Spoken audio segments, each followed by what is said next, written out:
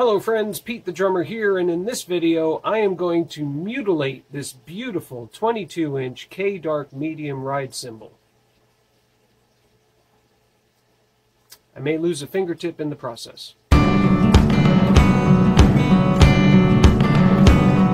So friends, here's the deal. A very weird thing happened with this beautiful ride cymbal of mine. It's not weird to say that I developed a crack, but that's what happened. I developed a crack in this cymbal. I investigated, I found the crack. You can see it right there. Let me give you an up close. It was only about an inch long and, you know, not too far from the edge of the cymbal. And so I used a little Dremel cutting wheel to drill a little slot, as you can see, and I sanded it down and I got it all nice and smooth, and I start playing the cymbal again and I could still hear that telltale metal on metal sound that if you've ever cracked a cymbal, you know what I'm talking about, that sizzly sound. So I investigated a little further and lo and behold, I had another crack, also about an inch long, also about an inch and a half in from the edge.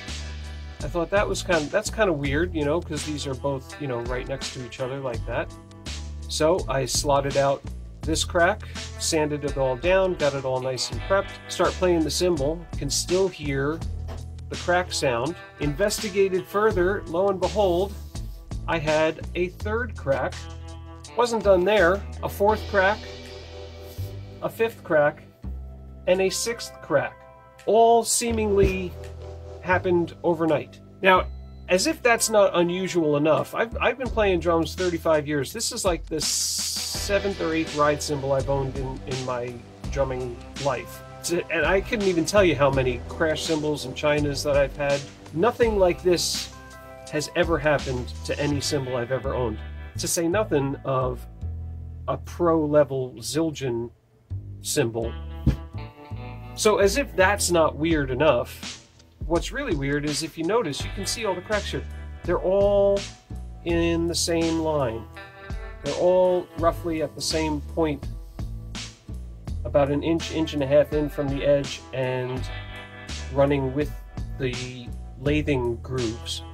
So I had a couple of thoughts on that. Either there was an impurity in the alloy. In case you don't know how cymbals are made, you know, Zildjian has their own B20 alloy. It's proprietary, it's very secretive, but basically it starts out in a block. I think it's called an ingot, I-N-G-O-T. And then they press it in a big machine that kind of presses it into a basic shape of the cymbal before a cymbalsmith hand hammers and hand lathes, in this case, the K line. So either there was an impurity in the metal that got pushed out to roughly this edge of the cymbal when it was pressed, or, and I think this is probably more likely, when the cymbalsmith had this cymbal on the lathing machine and he was hand lathing all of the tonal grooves, he probably just dug a little too deep in this general area, and that's probably what led to all 6 of these cracks. Like I said, seemingly appeared overnight. So, very strange. Let me know in the comments if something like this has ever happened to you. Right now, I've slotted out all the cracks and I sanded them all down, and at the moment, the cymbal sounds great. But I know that with the way I play and how often I play, this section especially is not going to last long. These crack, the crack will persist sooner, probably sooner than later. So what I'm going to attempt to do is use some Dremel cutting wheels, and I'm just going to try and resize this cymbal. I'm going to basically cut the cymbal down right where these cracks are and just kind of turn this 22 into 19 and a half.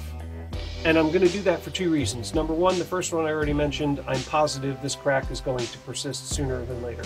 The second reason I'm going to do that is because my band has what I like to refer to as a bread and butter gig. It's low key, it's low volume, but it's one of those gigs that we play often and it kind of, you know, keeps us employed, basically. But at that particular gig, I only use a kick snare and a floor tom, and one ride, one crash, and a hi-hat. Up until now, I've been using a pasty 2002 Heavy Crash 18-inch as my ride cymbal, just because it's small and everything kind of fits into one big trap case. And that's been working fine, but it's a B8 cymbal. I mean, personally, I don't think it sounds good as a crash cymbal, much less as a ride cymbal. It's been getting the job done, and as you guys, I'm sure, understand, the audience doesn't give a shit. But I would like to be playing a better cymbal. It's just I need a small cymbal. So I think if I were to cut this down, I think this could work well as that low volume, small ride cymbal application. You know what I mean? All right, guys, so here's the plan. Forgive the lighting and the mess. I'm in my basement work area. But here's what I've done. You can see I've got this cymbal on just a regular cymbal stand, and I have the edge here kind of propped under my table. So the first thing I'm going to do is I'm going to measure in from the edge to see which crack goes the farthest into the bow of the cymbal, because that's going to be basically my line. And then I've got it under the edge of the table so that I can put pressure on this side of the cymbal, you know, without it flopping around. And what I'm going to do is I'm going to take a Sharpie and I'm going to figure out a way to put it on like a compass, like a drafting compass, and I'm going to rotate the cymbal all the way around until I kind of create a line. I thought about just putting a 20-inch cymbal on top of this, but the 20 comes farther to the edge than the cracks, so that doesn't help me. You know what I'm saying? So that's the plan. I don't know if it's going to work. I'm just trying to figure out a way to make a circle, so I'm going to give it a shot. I'm going to reset the camera and let you guys watch as I make a mess of this. In case you weren't wondering what I meant by a drafting compass, this is a drafting compass. You may have seen these used in like old-time period movies where you got some guy on a map and he's like doing one of these things to try and chart his course, you know what I mean? That's what this is.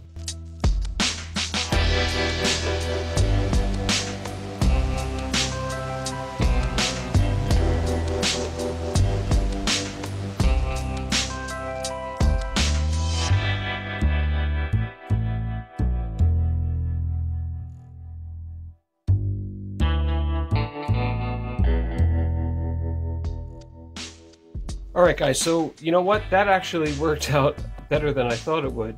So now the plan is I'm going to use these cutoff wheels and just real slow and steady, I'm going to cut out this whole section of cymbal. I am going to save all of the scrap cymbal for another project that I'll hopefully make a video on later. But once I've cut the whole cymbal down, then begins the sanding. Sanding is key. It's the same as like if you've ever seen one of R. David R's videos where he puts holes in his cymbals, he chamfers the holes, and that just, it cleans them up and gets rid of all the excess, you know, metal shavings and whatnot that come off. So when I cut this out, it's going to be a very rough edge. If I leave it that way, first it's going to sound like crap. Second, the rough edge will actually promote more cracking. And third, it just won't be very comfortable to pick up in your hands. So, Zildjian purists may want to look away.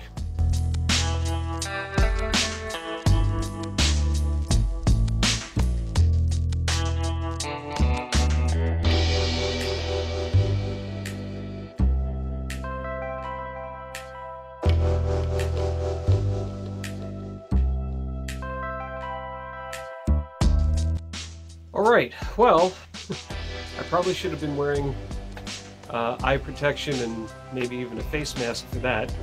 Wasn't quite prepared for all the fine B20 alloy dust that my Dremel created. I only used 2 of the cutting discs, and they both still have some life in them, but they went from $half size very quickly down to a quarter size. It only took like 5 minutes to get around the entire cymbal. Now, you can see there, you can see how rough the edge is. Now, the second part of the process is to sand the edge down and clean up all this roughness. And the other thing I'm going to do is I'm going to actually get pretty aggressive with the sanding for this bottom 3 inches of the bow to thin it out a little bit and, you know, hopefully make it a little more crashable, maybe? I don't know. I'm not sure. I have no idea how this is going to turn out. Before I get to that, let me show you. I'm left now with all of these pieces of the edge of the cymbal. So comment down below, should I make like a ribbon crasher like this? You get the idea. Or what I was thinking of doing is figuring out a way to maybe turn it into that thing that Sabian sells that sits on the snare drum, the thing that Jojo Mayer helped create. You know what I'm talking about. Comment down below. Let me know what you think I should do with the excess cymbal bits.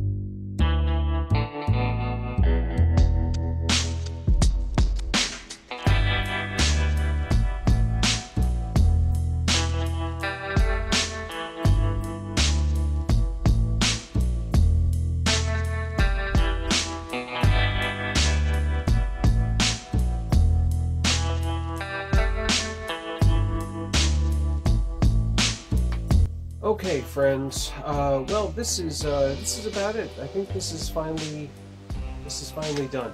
So what you don't realize by watching this video is that I've actually shot this video over the course of about 6 weeks. So what I would do is, you know, when I did the first bit of sanding, after the initial cut of the edge here, I let the cymbal rest for a few days, and then I took it to a gig and I used it on a gig, and I, you know, kind of felt out how it sounded and whatnot.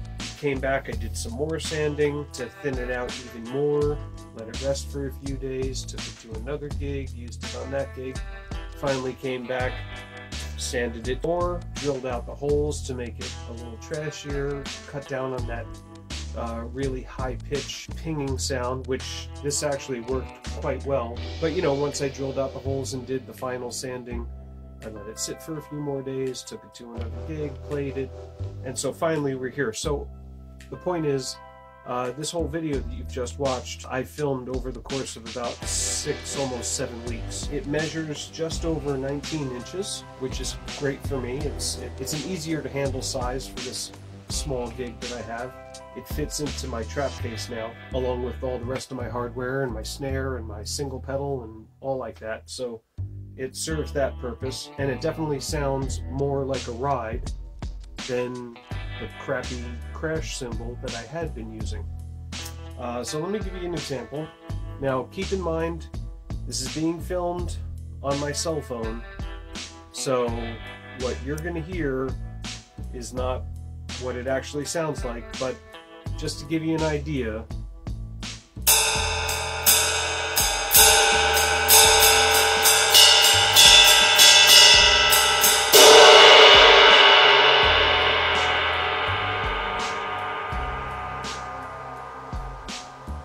So it works for me.